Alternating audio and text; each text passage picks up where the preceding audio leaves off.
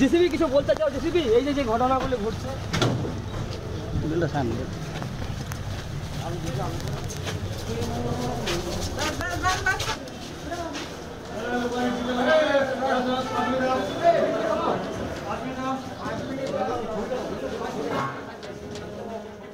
Video যাকে দেখছেন তিনি তৃণমূল নেতা, নাম জেসিবি। একটি ঘটনার জন্য এই মুহূর্তে তিনি শিরোনামে উঠে এসেছেন।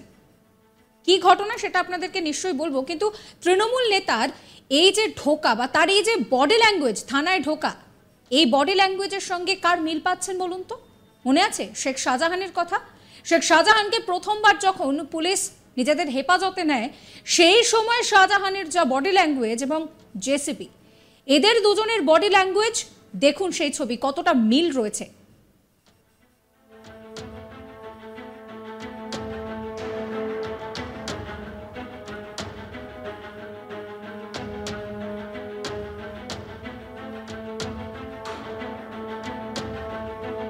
এবার আপনাদেরকে বলি যে শেখ শাহজাহানের সঙ্গে জেসিবির বডি ল্যাঙ্গুয়েজ তো মিল রয়েছে, কিন্তু কে এই জেসিবি আর কেন শিরোনামে তিনি উঠে এসেছেন? বিষয়টা জানতে গেলে আমাদের চোপড়ার দিকে নজর রাখতে হবে। চোপড়ায় পরকীয়ার জেরে দুই যুগলকে সালিশি সভায় ডেকে রীতিমতন গণপিটুনি দেওয়া হয়, আর সেই গণপিটুনি কাণ্ডে মূল অভিযুক্ত হচ্ছে জেসিবি তথা তাজেমুল হক। বিধায়ক হামিদুল ইসলাম ঘনিষ্ঠ তিনি, এবং তাকে কিন্তু এই ঘটনায় গ্রেফতার করা হয়েছে। তাকে পুলিশ যখন নিজেদের হেফাজতে নেয়, নিয়ে থানায় নিয়ে যায়, সেই সময় তার যে বডি ল্যাঙ্গুয়েজ তা কিন্তু নতুন করে চাঞ্চল্য সৃষ্টি করেছে।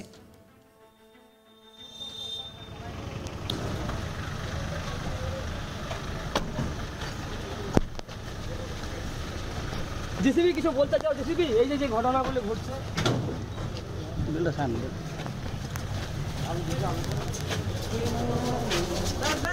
পুলিশের গাড়িতে যখন জেসিবিকে ইসলামপুর থানায় নিয়ে যাওয়া হয়, সেই সময় গাড়ি থেকে নেমে থানায় ঢোকার সময় নিজের কৃতকর্মের জন্য কোনো রকম কোনো অনুশোচনার লেশ মাত্র তার মুখের মধ্যে নেই। খুব রিল্যাক্স ভাবে তাকে ঢুকতে দেখা গেল।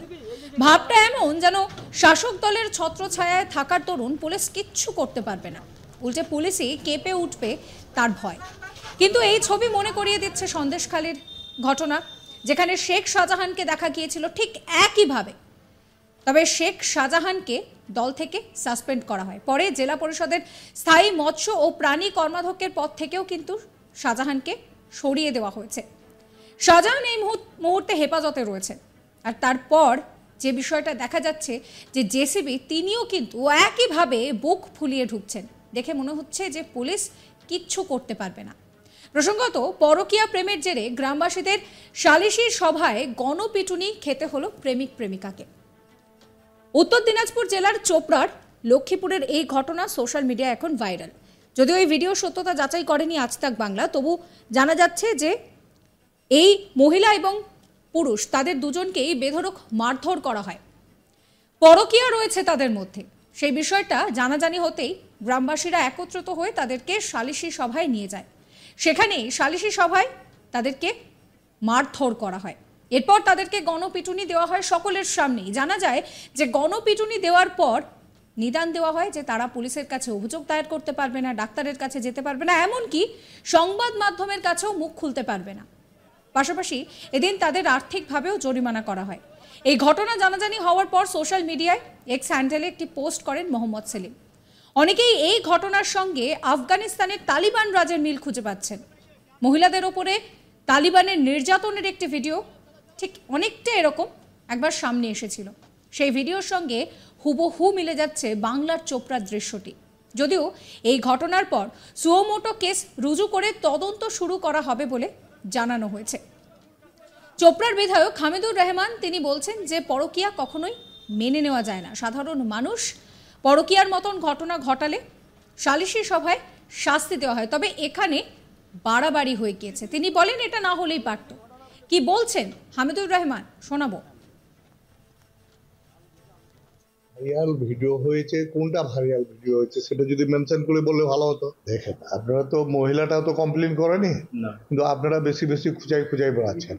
কারণ মহিলাটা স্বামী ছাড়া অসামাজিক কাজ করেছিল, অসামাজিক কাজে গ্রাম্য সালিসি বৈঠক বসেছিল, গ্রাম্য বৈঠকে যা হয় আমাদের এই অনুপাতে একটা বিচার আচার করেছে, কিছুটা রং হয়েছে, আমরাও অস্বীকার করছি না যে রং হয়নি, ভুল হয়েছে কিছুটা, গ্রামবাসী মিলে করেছে। তো ওটাকে নিয়ে আমরা দেখতেছি কি হয়। কিন্তু মেয়েটা তো কোনো কমপ্লেন করতে যায়নি, মেয়েটার স্বামী কোনো কমপ্লেন করতে যায়নি, কোনো জবরদস্তি কিছু হয়নি। সমাজকে খারাপ করছিল, তার জন্য গ্রাম্য সালিশ বসে একটা করেছে। তো এটা যেটা করেছে এটা একটু বেশি বেশি করে দিয়েছে, এটা নিয়ে আমরাও খুব দুঃখিত। এটা নিয়ে আমরাও যে দিক দিয়ে হয় আর আগামীতে যা থেকে না হয় এই ধরনের আমরাও চেষ্টা করি। জেসিপি বা তাজিমুল কি আপনাদের দলের লোক? জিসিপি কেন, আমাদের তো চপড়া জানে না, 1 লক্ষ লিড দিয়েছি, সম্পূর্ণ চপড়াটাই আমাদের দলে, সে কোন পদে আছে দলের? কোনো পদে নেই। এই জিনিসটা যে হলো এটা কি ঠিক হয়েছে? আরে এটা তো অন্যায়, আমরা সবাই বলছি রে ভাই। আর অন্যায় তো মেয়েটাও করেছে না, নিজের স্বামী নিজের ছেলে মেয়ে বাদ দিয়ে ও দুশ্চরিত্রবান হয়েছে। এখন তো একটা আমাদের মুসলিম কাস্টের সামাজিক আচার বিচার হয়ে থাকে, কিন্তু বিচারটা যেইভাবে হওয়ার কথা ছিল তা না হয়ে বিচারটা বেশি বেশি হয়ে গেছে। এটা নিয়ে আমরাও ওখানকার গ্রামবাসীকে বকাবকি করছি, বা আইনি যা ব্যবস্থা হয় সেটা করবে। আপনার দল থেকে দল ধরে কোনো ব্যবস্থা নেবেন? আমাদের দলের কোনো মেম্বার হলে, কোনো প্রধান হলে আমরা ব্যবস্থা সঙ্গে সঙ্গে নিতাম। তো কোনো আমাদের মেম্বারও না, প্রধানও না, পঞ্চায়েত সমিতির মেম্বারও না, এমনি ওরা গ্রামবাসী মিলে করেছিল। গ্রামবাসী ওখানটায় কি ব্যবস্থা নিচ্ছে আমরা দেখছি। উত্তর দিনাজপুর জেলার চোপড়ার লক্ষ্মীপুরের গণপিটুনির এই ঘটনার ভিডিও সোশ্যাল মিডিয়ায় ভাইরাল হতেই রাজ্য জুড়ে শোরগোল পড়ে গিয়েছে। তবে ভিডিও সত্যতা যাচাই করেনি আজ তাক বাংলা। গ্রামবাসী সূত্রে জানা যাচ্ছে যে ভিডিওতে যে মহিলা এবং পুরুষকে মারধর করা হচ্ছে তারা দুজনেই নাকি বিবাহিত, দীর্ঘদিন ধরেই পরকীয়া প্রেমে লিপ্ত ছিল। গ্রামবাসীরা তাদেরকে হাতে নাতে ধরে ফেলে এবং তারপরেই এই সালিশি সভায় তাদেরকে শাস্তি স্বরূপ এরমভাবে মারধর করা হয়। শুধু তাই নয়, তাদেরকে কিন্তু আর্থিক জরিমানাও করা হয়েছে। খুব স্বাভাবিকভাবেই এই ঘটনায় প্রতিবাদ করেছে ডিওয়াইএফআই। ডিওয়াইএফআই এর উত্তর দিনাজপুর জেলা সভাপতি শামী খান, তিনি কি বলছেন শোনাবো। ভিডিও দেখেছি, খুবই ন্যাক্কারজনক ঘটনা, খুবই নিন্দনীয় ঘটনা। মমতা ব্যানার্জির অনুপ্রেরণায় পশ্চিমবঙ্গে এখন বুলডোজার চলছে, মব লিঞ্চিং হচ্ছে। এই কাজগুলো মমতা ব্যানার্জির অনুপ্রেরণায় তৃণমূলের লোকগুলোই করছে। আমরা তো সবাই জানি যে এই ঘটনাটা ঘটিয়েছে যার নাম জেসিবি, কার লোক? তৃণমূলের বিধায়ক, চোপড়ার তৃণমূলের বিধায়কের খুব কাছের লোক। এর মানে নিশ্চয়ই মমতার অনুপ্রেরণায় এসব হচ্ছে। আচ্ছা, কোনো ঘটনা যদি ঘটে থাকে সেটা সমাজের মানুষকে নিয়ে বসে আলোচনা করা যেতে পারত, বা প্রশাসনের সহযোগিতা নেওয়া যেতে পারত। আইন আছে। সাবস্ক্রাইব করবেন আজ তাক বাংলার ইউটিউব চ্যানেলকে, ফলো করবেন হোয়াটসঅ্যাপ চ্যানেলও।